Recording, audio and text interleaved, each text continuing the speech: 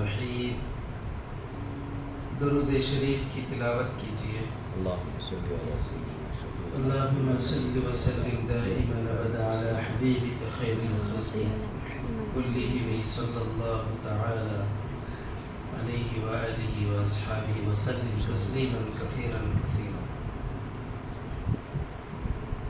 ادفع بالتي هي احسن فاذا الذي بينك وبينه عداوة كأنه ولي حميم۔ نیک برتاؤ سے ٹال دیا کرو، اس کا فائدہ یہ ہوگا کہ تم میں اور جس شخص سے میں عداوت تھی ایک وہ ایسا ہو جائے گا جیسے کوئی جگری دوست۔ یہ قرآن کی آیت۔ ظلمتوں کے طوفان میں کیا کرنا چاہیے، دشمنوں سے کیسا برتاؤ ہونا چاہیے۔ زندگی میں میرے بھی آپ کے بھی ایسے ہوتے ہی ہیں، تو ان کے ساتھ آپ کو کیسا برتاؤ کرنا ہے۔ بیزار دلوں میں اسلام کو کیسے بسانا چاہیے، یہ آیت انہی سوالات کا جواب ہے۔ خدائے دانا نے فرمایا، اے نبی، ایسے نازک وقت میں آپ کو بہت ہی ہوشیاری حکمت سے کام کرنا ہے، بہت ہی ہوشیاری اور حکمت سے کام کرنا ہے۔ دشمنوں سے بات کیجئے تو بہت ہی میٹھی انداز میں۔ دشمنوں سے پتھر کا جواب پتھر سے نہیں، دشمنوں سے بات کیجئے تو بہت ہی میٹھے انداز میں، اعتراضات کے جواب دیجئے تو بہت ہی سنجیدہ لہجے میں، کچھ سمجھائیے تو انتہائی پیار و محبت کے پیرائے میں، اور اگر وہ ظلم و ستم کے پہاڑ توڑے تو صبر کیجئے۔ جو صبر کرتا ہے اللہ اس کی مدد کرتا ہے۔ معراج کا حیرتناک واقعہ پیش آیا تو جو لوگ عقل کے کورے تھے، دل ان کے بے نور تھے، بصیرت سے وہ اکثر محروم تھے، وہ اللہ کی حکمت کو سمجھ نہ سکے، وہ شیطان کے پھندے میں آ کر دین سے پھر گئے، اس سے مسلمانوں کو سخت دھچکا لگا۔ البتہ مشرکوں کے ہاتھ مضبوط ہو گئے اور دماغ آسمان پر جا پہنچے۔ انہوں نے آپ صلی اللہ علیہ وسلم کے خلاف کھلا ہوا اعلان جنگ کر دیا، طے کر لیا کسی کے ساتھ ذرا بھی رعایت نہیں کریں گے، مسلمانوں سے ہمیشہ لڑتے رہیں گے، گھیر گھیر کر ستاتے رہیں گے، یہاں تک کہ وہ گھبرا کر محمد کا ساتھ چھوڑ دیں، ان کی دعوت اور تعلیمات سے بیزار ہو جائیں۔ پیارے پیغمبر ساری اذیتیں جھیلتے رہے، ان کے لیے سراپا خیر و رحمت بنے رہے۔ عرب میں 3 بہت مشہور بازار تھے، بازار عکاظ، بازار مجنہ، بازار ذوالمجاز۔ حاجی ہر سال مکہ جانے سے پہلے ان بازاروں میں جاتے، آپ صلی اللہ علیہ وسلم بھی وہاں تشریف لے جاتے، ان سے ملاقاتیں کرتے۔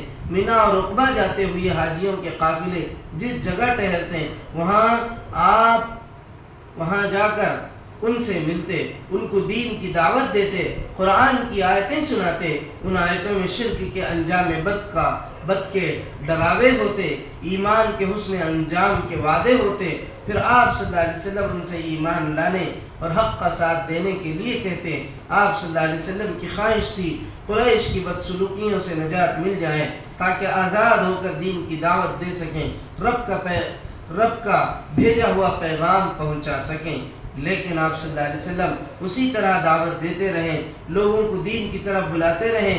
یہ قریش کو کب گوارا تھا جانثاروں کی تعداد بڑھے، مددگاروں میں اضافہ ہو، یہ انہیں کب برداشت تھا؟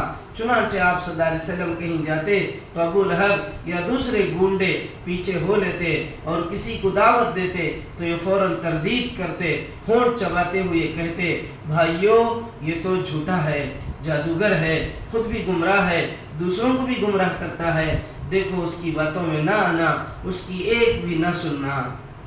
یہ لوگ آپ کے پیچھے پیچھے اس طرح کی بکواس کرتے ہوئے آتے ہیں۔ چنانچہ قافلے والوں نے کانوں پر ہاتھ دھر لیا، برا بھلا کہا، چہرے پھیر لیے۔ سینکڑوں انسانوں میں تھوڑے ہی لوگ ایسے تھے جنہوں نے آپ صلی اللہ علیہ وسلم کی باتیں سنی اور تسلیم کی۔ انہی خوش نصیبوں میں ایک طفیل دوسی تھے۔ یہ بہت اونچے گھرانے کے شاعر تھے، عقل و قرد سے بہراور تھے، حج کے غرض سے مکہ آئے تو قریش نے کان بھر دیے۔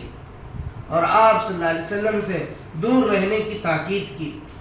ان کو قریش کی باتوں پر یقین آ گیا۔ طواف کرنے چلے تو کانوں میں روئی ٹھونس لی، کانوں میں روئی ٹھونس لی، مبادا آپ کی کوئی بات کان میں پڑ جائے، اس لیے انہوں نے اپنے کانوں میں روئی رکھ لی۔ وہ کعبے کے پاس آئے تو آپ صلی اللہ علیہ وسلم نماز پڑھ رہے تھے۔ طواف کے دوران پاس سے گزر ہوتا تو کانوں میں قرآن کی کچھ نہ کچھ بھنگ پڑ ہی جاتی۔ غور کیا تو وہ آیتیں بہت بھلی لگی، غور کیا طفیل دوسی نے تو وہ آیتیں ان کو بہت بھلی لگی۔ دل میں سوچا، اف میری نادانی، میں تو ایک نامور شاعر ہوں، عقل و ہوش سے مالا مال ہوں، خوب و ناقوب میں خوب تمیز کر سکتا ہوں، پھر اس کی باتیں نہ سننے کی کیا مانے؟ اچھی ہوئی تو بہتر ورنہ ٹھکرا دوں گا۔ میں کوئی بے وقوف تو نہیں ہوں، میں کوئی کم عقل تو نہیں ہوں کہ میں ان کی باتیں سن کر کے میں ان کا پیغام نہ سنوں۔ ارے میں خود ایک نامور شاعر ہوں، میں خود ایک فصیح و بلیغ ہوں۔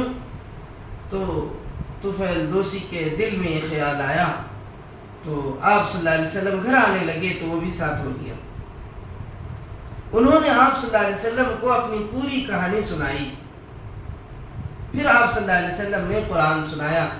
قرآن سننا تھا کہ دل پگھل گیا، ایک عجیب قسم کی ٹھنڈک اور راحت محسوس ہوئی۔ آپ صلی اللہ علیہ وسلم نے انہیں اسلام لانے کی دعوت دی۔ انہوں نے بڑی جواں مردی دکھائی، فوراً دعوت پر لبیک کہا اور عرض کی، اللہ کے رسول، قبیلے کا دل میرے ہاتھ میں ہے، ہر ایک مجھ پر جان دیتا ہے، کوئی بات کہوں تو اس کی تعمیل کرنا اپنے لیے باعث فخر سمجھتا ہے، جاتا ہوں ان کو بھی اسلام کی دعوت دوں گا۔ وہ لوٹ کر آئے، گھر والوں کی اسلام کی دعوت دی، سب کو ان کی عقل و فہم پر اطمینان تھا، فوراً وہ تیار ہو گئے اور اسلام لے آئے۔ بعد میں پوری قوم مسلمان ہو گئی، سارے عرب میں آپ صلی اللہ علیہ وسلم کا چرچا ہو گیا۔ عیسائیوں کو معلوم ہوا تو تحقیق کے لیے ایک وفد بھیجا۔ آپ صلی اللہ علیہ وسلم نے انہیں قرآن کی چند آیتیں سنائی، سنتے ہی ان کے دل دہل گئے، آنکھوں میں آنسو آ گئے، اب ایک لمحے کی بھی تاخیر گوارا نہ تھی، فوراً وہ ایمان لے آئے۔ جو کچھ آپ صلی اللہ علیہ وسلم نے کہا اس کو تسلیم کیا اور مسلمان ہو کر واپس ہوئے۔ راستے میں ابو جہل اور کچھ قریشی مل گئے، دیکھتے ہی غرائے برس پڑے، اللہ تمہیں غارت کرے، قوم نے تو بھیجا تھا، حقیقت کا پتہ چلاؤ، صحیح بات کا سراغ لگاؤ، لیکن تمہارا یہ حال، تمہاری مثال تو ایسی ہے جیسے بے پیندے کے بدھنے، یعنی پیندہ نے سو لوٹا، بے پیندے کے بدھنے بیٹھے نہیں کہ اس کے جادو میں آگے، بیٹھے نہیں کہ تم اس کے باتوں میں جادو میں آگے، ارے اپنا دین کھو بیٹھے۔ وفد نے ان کی طرف کوئی توجہ نہ کی، سب سنی انسنی کر دی۔ ایمان کی دولت پا کر ان کا دل خوشی سے معمور تھا، وہ بے تابانہ بڑھے چلے جا رہے تھے کہ قوم کو نئی دین کی خوشخبری سنائیں۔ آپ صلی اللہ علیہ وسلم کی خبر سن کر جو لوگ اسلام کی طرف مائل ہوئے، پھر اس سے مالا مال ہوئے، ان میں سامت کے بیٹے سوید بھی ہیں، یہ مدینے کے بہت معزز لوگوں میں تھے، شاعری میں بڑے ماہر تھے، بہادری میں بڑے طاقتور تھے، خاندانی اعتبار سے اونچا درجہ رکھتے تھے، اس لیے قوم کے لوگ ان کو کامل کہتے۔ یہ حج کے غرض سے مکہ آئے، کامل کا مطلب پورے اس میں مکمل، اسی لیے ان کو لوگ جو ہے کامل کہتے ہیں۔ یہ حج کے غرض سے مکہ آئے، آپ صلی اللہ علیہ وسلم کو خبر ہوئی تو ان کے پاس تشریف لائے، ان کے سامنے اسلام کی تعلیمات رکھی اور خدا پرستی کی دعوت دی۔ سوید نے کہا، شاید جو میرے پاس ہے وہی آپ کے پاس بھی ہے۔ پیارے نبی صلی اللہ علیہ وسلم، کیا ہے آپ کے پاس؟ پیارے نبی صلی اللہ علیہ وسلم نے اس نے کہا جو میرے پاس ہے وہی آپ کے پاس بھی ہے۔ تو پیارے نبی نے کہا کیا ہے آپ کے پاس؟ سوید، حکیم لقمان کی حکمتیں، لقمان حکیم کی میرے پاس حکمتیں ہیں۔ پیارے نبی صلی اللہ علیہ وسلم، کیا ہے وہ حکمتیں؟ کچھ ہمیں بھی سنائیے۔ سوید کو جتنی حکمتیں معلوم تھی سب سنا دی۔ آپ صلی اللہ علیہ وسلم غور سے سنتے رہے، پھر فرمایا یہ تو بہت اچھی ہیں، لیکن جو میرے پاس ہے وہ ان سے بھی بہتر ہے، بہت بہت بہتر ہے، میرے پاس قرآن ہے، خدا کی آخری کتاب، وہ سراپا نور و ہدایت ہے۔ آپ صلی اللہ علیہ وسلم نے ان کو قرآن سنایا اور نئے دین کی دعوت دی۔ سوید بہت متاثر ہوئے، بولے یہ تو بہت عمدہ ہے، یہ قرآن تو بہت عمدہ ہے۔ پھر سوید مدینہ لوٹ آئے، جو کچھ سنا تھا ذہن میں محفوظ تھا، اسے بار بار سوچتے رہے۔ بعد میں قتل ہوئے تو مسلمان ہوا یہ کہ مدینے میں یہود بھی آباد تھے، یہ لگانے بجھانے اور چالیں چلنے میں ماہر تھے۔ ان کے چالوں سے اوس و خزرج باہم ایک دوسرے کے دشمن ہو گئے، یعنی یہودی۔ بولنا بولے تو اب کے دور کے اس ملک کے جو اپنے آپ کو بڑے اور اونچے سمجھے جانے والے جو لوگ ہیں، جو آج سارے S C S T B C minorities کو ڈیویڈ کر کے جو لوگ آج حکومتیں کر رہے ہیں، مدینے کے اندر یہی یہودیوں کی چال بازی تھی۔ یہودی بھی کچھ ایسا ہی کرتے تھے۔ مدینے کے یہود وہاں آباد، مدینے میں کچھ یہود آباد تھے، یہ لگانے بجھانے اور چالیں چلنے میں بڑے ماہر تھے۔ ان کی چالوں سے اوس اور خزرج، یہ بڑے قبیلے، ان کی وجہ سے یہ دونوں ایک ہو گئے، تو پھر یہودیوں کے پتے کاٹ لیں گے۔ اس لیے ان لوگوں نے، یہودیوں نے ان دونوں کو آپس میں توڑ دیا تھا، اور ان کے درمیان میں زمانے دراز سے جنگیں، ایک دوسرے کے دشمن، ان میں بہت زوروں کی خانہ جنگی ہوئی۔ سوید اسی میں کام آ گئے، یعنی وہ جو ہے انہی یہودیوں کے ان چال بازیوں اور مکاریوں میں سوید جو ہے انہی کے فتنے میں کام آ گئے، یعنی وہ شہید ہو گئے اسی درمیان میں۔ اللہ نے ان کو زیادہ محنت کرنے کا موقع فراہم نہیں کیا۔ یہودیوں کی چال بازی اور ان کی مکاری کا یہ بھینٹ چڑھ گئے، یعنی یہ اسلام قبول کر کے مکہ مکرمہ سے واپس آئے ضرور مدینہ، مگر یہاں آنے کے بعد یہودیوں نے انہیں اسلام کی تبلیغ کرنے کا موقع فراہم نہیں کیا، تو انہی قبیلوں کی دشمنی اور عداوت نے انہیں زیادہ دن یہاں زندہ رہنے بھی نہیں دیا۔ حضرت سوید رضی اللہ تعالیٰ عنہ شہید ہو گئے۔ مدینے سے آ کر جو لوگ اسلام لائے ان میں ایاز بھی ہیں، یہ معاذ کے بیٹے تھے، ابھی بہت کم سن تھے۔ اوس و خزرج میں جنگ تو چل ہی رہی تھی، ہر ایک کی کوشش تھی عرب کے جتنے قبیلے مل سکیں ان کو اپنا حلیف بنا لے، اس طرح فریق مخالف پر غالب آ جائے۔ اوس کے کچھ لوگ آئے کہ قریش کو اپنا حلیف بنائے، انہی میں ایاز بھی تھے۔ آپ صلی اللہ علیہ وسلم کو خبر ہوئی تو ان لوگوں کے پاس آئے، انہیں اسلام لانے کی دعوت دی، قرآن کی کچھ آیتیں سنائی۔ آیتیں سن کر ایاس نے کہا، میری قوم، خدا کی قسم، جس کام کے لیے آپ لوگ آئے ہیں یہ اس سے بھی بہتر ہے۔ جو وفد آیا تھا، آئے تھے کس لیے؟ مکے کے قبیلوں کو اپنا حمایتی بنانے۔ یہ لوگ اپنا حمایتی بن گئے تو ہم لوگ جو ہے دوسرے قبیلے پر طاقتور بنیں گے، جنگ ہوگی تو ان کا تعاون اور مدد، اور ان کے یہاں سے فوج آئے گی اور ہم جیتیں گے۔ آئے تھے اس خیال سے، اس میں ایاز بھی تھے، مگر نبی صلی اللہ علیہ وسلم نے انہیں دعوت دی، قرآن سنایا، تو اپنی قوم کی طرف متوجہ ہو کے ایاس نے کہا کہ میری قوم، خدا کی قسم، جس کام کے لیے آپ لوگ آئے ہیں یہ اس سے بھی بہتر ہے۔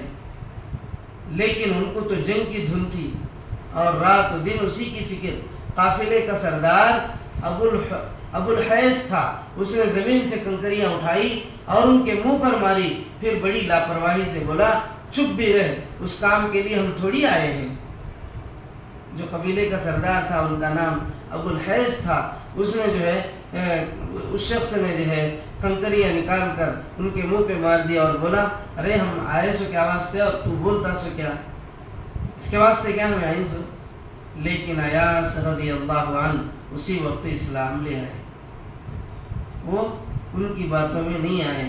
پھر کچھ ہی دن گزرے کہ اوس و خزرج میں جنگ کے شعلے بھڑک اٹھے، بہت سے قبیلوں میں آپ صلی اللہ علیہ وسلم خود گئے، انہیں اسلام لانے کی دعوت دی، بڑی دل سوزی سے حق کا ساتھ دینے اور دین کی مدد کرنے کی درخواست کی، لیکن کانوں پر جوں نہ رہیں گی، ہر ایک نے سنی انسنی کر دی۔ کسی نے تو سوچا ہمارا شہر ایک کو عزیز ہے، اگر محمد کا ساتھ دیا تو اندیشہ ہے لوگوں کو ناگوار ہوگا، پھر یہاں آنا دل پر بار ہوگا، قبیلہ ثقیف کے لیے یہی رکاوٹ تھی۔ طائف کی آب و ہوا بہت خوشگوار تھی، ہر ایک کو پسند آتی، گرمی آتی تو وہاں رئیسوں کی چہل پہل ہوتی۔ ثقیف کو خطرہ تھا اگر محمد کا ساتھ دیا تو طائف کا طواف کرنا یعنی کہ طائف کو آنا جانا چھوڑ دیں گے۔ عرب کا مشہور بت لات بھی وہی تھا جو عام و خاص کی زیارت گاہ تھا۔ ایمان لانے سے اس کی رونق ختم ہو جانے کا خطرہ تھا۔ کچھ قبیلے ایسے بھی تھے جنہیں سرداری کی ہوش تھی، قبیلے بنو عامر کا یہی حال تھا۔ انہوں نے آپ صلی اللہ علیہ وسلم سے کہا ہم ایمان تو لے آئیں گے لیکن آپ کے بعد حکومت ہم کریں گے۔ آپ صلی اللہ علیہ وسلم نے فرمایا حکومت اور سرداری اللہ کے ہاتھ میں ہے، جسے چاہتا ہے اسے نوازتا ہے۔ انہوں نے سنا تو یہ کہتے ہوئے گردنیں ہلا دیں ہم تو آپ کے لیے گردنیں کٹوائیں، پھر غلبہ نصیب ہو جائے تو سرداری دوسرے لوگ کریں، جائیے آپ کی ہمیں ضرورت نہیں ہے۔ کندہ، کلب، بنو حنیفہ، بنو مظہر عرب کے مشہور قبیلے تھے، یہ اور نہ جانے کتنے قبیلے تھے، سب نے کانوں پر ہاتھ دھر لیے، کسی نے بھی آپ صلی اللہ علیہ وسلم کی مدد نہ کی۔ وہ کہتے آپ کا حال گھر والے ہی بہتر جانتے ہیں، اگر اس میں خیر ہوتا تو گھر والے کیوں نہ ساتھ دیتے، یعنی مکے والے۔ غرض ہر جگہ ناکامی ہوئی، کسی نے بھی آپ صلی اللہ علیہ وسلم کی حمایت نہ کی۔